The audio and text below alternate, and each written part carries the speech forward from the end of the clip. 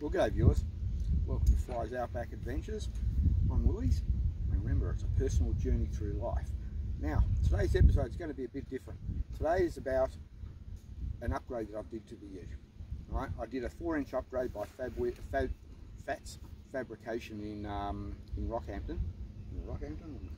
Rockhampton. And I've done it a little bit different to most people. Now, most people with a 4-inch intake, airbox and filter and so forth for these diesels, whether it be what I've got or any other diesel, normally they replace the snorkel, complete with everything in here, right way through into there. Now I'll show you some images of that in a minute. Now I've done it a little bit different. I decided just to keep the factory snorkel, the reason being that I didn't want it to look like a young fella's car, therefore get pulled over by cops left, right and centre and hassled, and I did that when I was a young fella and it's too hard these days. Right, so I decided to sacrifice a small amount of performance. Alright, but I still got a substantial improve over what was there originally. Now, so what I've done, I've kept this. Now as you can see, 4 inches is about 10 centimetres, which is substantially smaller than that, and replaced just the internal here along with what's on the inside of the bonnet, which I'll show in a minute. Right, now this here goes up, it starts well in excess of 4 inches at this point here, plus the opening where it goes into this part of the snorkel, external part of the snorkel, is 4 inches. This goes right the way down, reduces up there to about 90 millimeters roughly, right, which is about 3.5 inches or 3 3/8 thereabouts.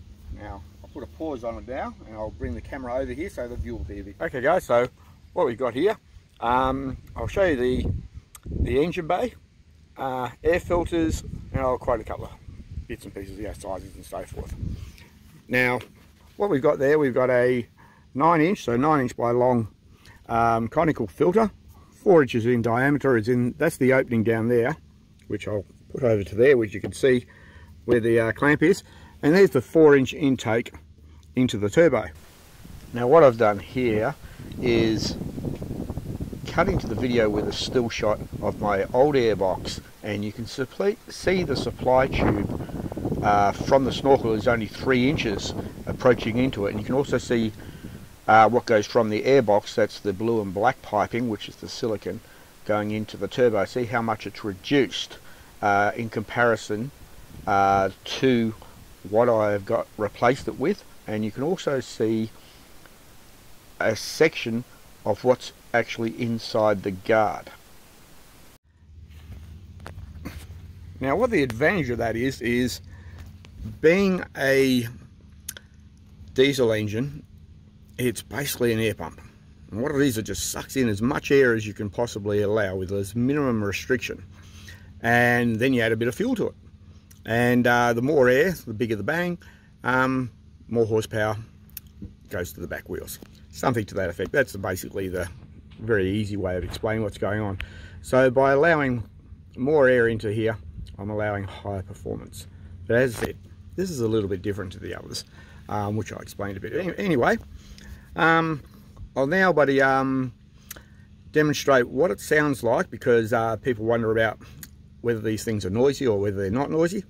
What it sounds like inside the car with the windows up, which is how I usually travel. I just put the aircon on, I'm a bit lazy, and with the windows down. So I do 2 different runs.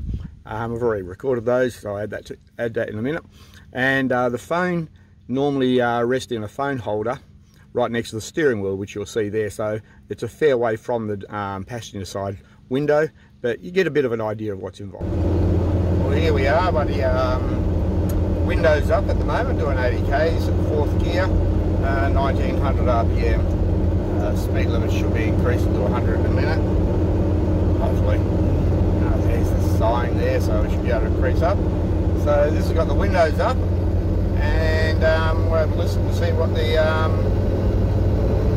turbo sounds like now with the high flow airbox and so forth, because I noticed it's whistling a bit more. And I'll leave it in 4th gear. I'm towing a caravan. My combined weight is about 6.4 tonne, and we're doing 2400 RPM at 100 k's 4th gear. Might use the 5th and I'll be quiet now.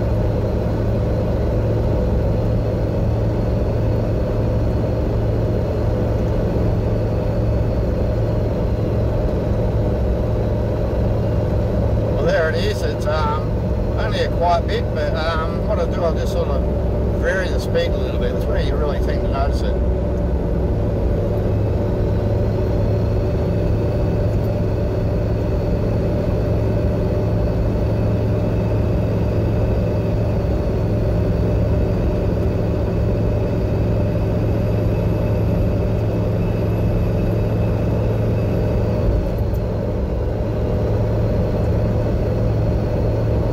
Notice it on the small undulations going up and down the, where you vary your speed just a small amount, you're just gently altering the pressure of the body on the throttle just that little bit.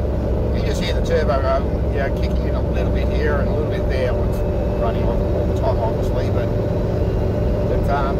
yeah, so that's what it is. And I'll do a windows down in a few minutes when I get the chance. Well, I've got my window down. I'm going to do an acceleration. 1 through to the 4th gear, up to 100 kilometres an hour.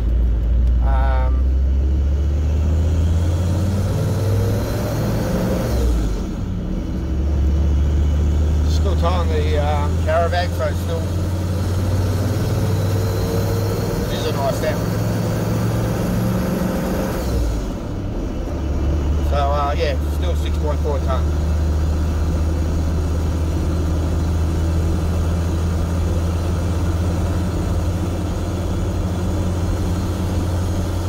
There's 80, 3 and 4th gear, 2 grand. There's 90. The accelerate's a lot better and easier. There we are, there we're doing 100 already, we're doing 2400 RPM, 4th gear. 6.4 tonne, 3 tonne caravan, 3.4 tonne is the ute.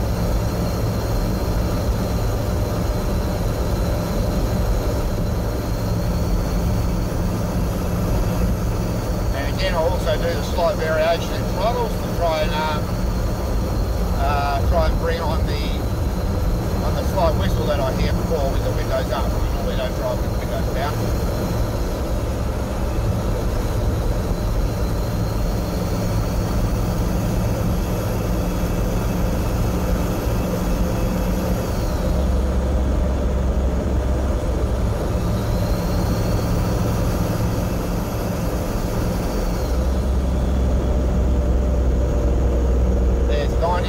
Let's bring it back up. 96.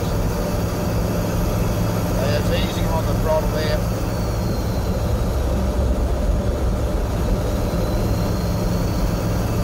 Just sort of easing around the 100k, just backing off. Sometimes you do that fine adjustment with the throttle.